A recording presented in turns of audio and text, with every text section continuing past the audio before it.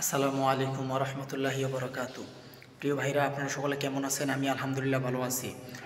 তো আজকে পবিত্র জুমার দিন, আপনাদের সকলকে জানাই পবিত্র জুমার শুভেচ্ছা।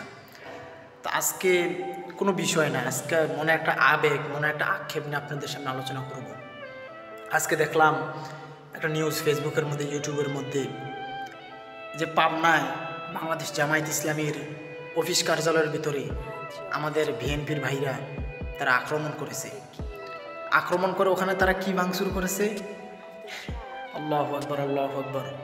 ভাই, পৃথিবীর মধ্যে শ্রেষ্ঠতম যে গ্রন্থ কিতাব আল কোরআন, আর মুসলমানদের যে কিতাব হৃদয়ের মধ্যে থাকে, এই যে মুসলিম হিসাবে আমাদের যেই কিতাব আমাদের হৃদয়ে থাকে, আমাদের কলিজার মধ্যে থাকে, সেই কিতাব আল কোরআনের উপরে হামলা করেছে। ওরা পুড়িয়ে ছাই করে দিয়েছে। শুধু কোরআন নয়, রাসূলুল্লাহ সাল্লাল্লাহু আলাইহি ওয়াসাল্লামের রেখে যাওয়া বাণী আল হাদিস, সে হাদিস আল হাদিসের উপর ওরা আক্রমণ করেছে, পুড়িয়ে ওরা একেবারে চূর্ণ বিচূর্ণ করে দিয়েছে। আরে ভাই, জামাত ইসলামের সাথে শিবিরের সাথে যদি আমাদের যদি কোনো দলীয় দ্বন্দ্ব থাকে, রাজনীতির প্রতিহিংসা থাকে, তাহলে আমাদের উপর করো, আমাদের ভাইদেরকে মেরো, হত্যা করো, ফাঁসি দাও, পিটিয়ে মেরে ফেলো, কোনো বাধা নেই। কিন্তু আল্লাহর কোরআনের উপর তুমি আঘাত করবা, আর নবীজের রেখে যাওয়া সেই হাদিসেরও তুমি আঘাত করবা।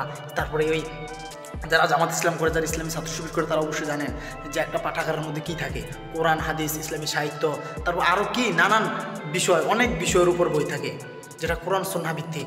এখানে অন্য কোনো ধর্মীয় বই থাকে না, বা এই বানানো কোনো কিস্সা কাহিনীর বই থাকে না, তফসির বায়ান নাসির, রবীন্দ্রনাথ ঠাকুরের এই বই থাকে না। এই সংগঠনের এই পাঠাগারের মধ্যে কি থাকে? আল্লাহর কোরআন থাকে, রাসূলুল্লাহ সাল্লাল্লাহু আলাইহি ওয়াসাল্লামের রেখে যাওয়া হাদিস থাকে, হাদিসের অর্থে সহ এই কিতাবগুলো থাকে এই পাঠাগারের ভিতরে। আর তোমরা করছো কি? সেই পাঠাগারের মধ্যে গিয়ে হামলা করছো। আরে ভাই, রাজনীতি প্রতিহিংসা থাকলে তুমি আমাদের সাথে করো, নেতাকর্মী আছে পাবনার, তাদের সাথে করো, তাদের সাথে বুঝাফেরা করো। এই জন্য তুমি পাবনায় গিয়ে, অর্থাৎ জামাত ইসলামের কার্যালয়ে গিয়ে তুমি এই আল্লাহর কোরআন তুমি পড়বা, রসুলের হাদিস তুমি পড়বা, ইসলামী সাহিত্য তুমি পড়বা, রাসূলুল্লাহ সাল্লাল্লাহু আলাইহি ওয়াসাল্লামের জীবনী, চার খলিফা, চার মাযহাবের চার ইমামের জীবনী, সাহাবা কেরামদের জীবনী, কত ইসলামী সাহিত্য থাকে একটা পাঠাগারের ভিতরে। কি না থাকে একটা সাহিত্য পাঠাগারের ভিতরে? কি না থাকে? আর তুমি সেই পাঠাগারের মধ্যে ঢুইকা তুমি কোরআন পড়ছো, নিজেকে বাহাদুর মনে করো, রসুলের হাদিস কিতাব তুমি পড়ছো, তুমি নিজেকে বাহাদুর করো। আজকে আফসোস লাগে, এই রাজনীতি করতে গিয়ে আফসোস লাগে, তুমি এক নিজের দুনিয়াও ধ্বংস করলা, আখিরাতও ধ্বংস করলা। কার জন্য কি করলা তুমি বলো? আজকে ওই ছাত্রলীগের নেতা সাদ্দাম, যিনি কেন্দ্রীয় সভাপতি ছিলেন ছাত্রলীগের, ওর বাবা মারা গেছে। ও চিন্তা করে দেখেন, আজকে বাবার জানাজা সে আসতে পারে নাই। কিন্তু এই ছাত্রলীগ, এই আওয়ামী লীগ গত 16 বছর যখন ক্ষমতায় ছিল, জেলখানার মধ্যে কত আসামির বাবা মারা গেছে। এই ধরেন জামাত ইসলামের নেতাকর্মীদের কত বাবা মা মারা গিয়েছে, আসতে পারে নাই। তারা ওই সময় কি বাহাদুরি, তারা ওই সময় কি হাসাহাসি করেছে। আজকে তোমার বাবা মারা গেছে, আজকে তোমার বাবার জানাজায় তুমি আসতে পারো নাই, আফসোস, হায় আফসোস। এমন রাজনীতি থেকে তুমি দূরে থাকো ভাই। আজকে তুমি রাজনীতির কারণে জামায়াত ইসলামের অফিসে গিয়ে তুমি হামলা করছো, ভালো কথা মেনে নিলাম, কিন্তু আল্লাহর কোরআনের উপর তুমি আঘাত করেছো, রসুলের হাদিসের উপরে আঘাত করেছো। আঘাত শুধু করো নাই, তুমি ওইগুলো পুড়িয়েছো, ওইগুলো তুমি পুড়িয়েছো। আল্লাহর কাছে তোমাকে জবাবদিহি করতে হবে কাল হাসরের ময়দান। তুমি রাজনীতি নিয়ে প্রতিহিংসা করো ভাই, আমার কোনো বাধা নেই। রাজনীতি নিয়ে তুমি যা মনে তাই করো, আমার কোনো বাধা নাই।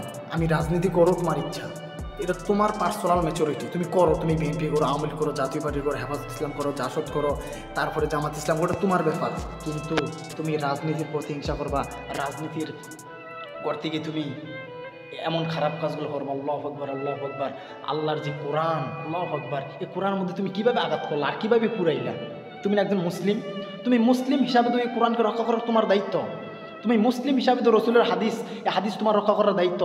এই কোরআন হাদিস রক্ষা করার দায়িত্ব জামাত ইসলামের নয়, হেফাজত ইসলামের নয়, প্রত্যেক মুসলমানের উপর এটা আমি মনে করি ফরজ, এই কোরআন এবং হাদিস রক্ষা করা। আর আজকে তুমি সেই রাজনীতি করতে গিয়ে, তুমি দল করতে গিয়ে তুমি জামাত ইসলামকে দেখতে পারো না, তোমার বিষের মতো লাগে, ভালো কথা লাগে।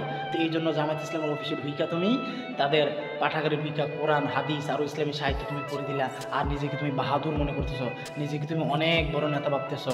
আল্লাহর কসম করে বলছি, আল্লাহে আল্লাহর কসম, যেদিন মালিক ধরে ফেলবে, যেদিন মালিক ধরবে, ওই দিন তুমি টের পাইবে মালিক কী জিনিস। আল্লাহ আমাদের সবাই কিছু বুঝতে আমি করুক, আমিন।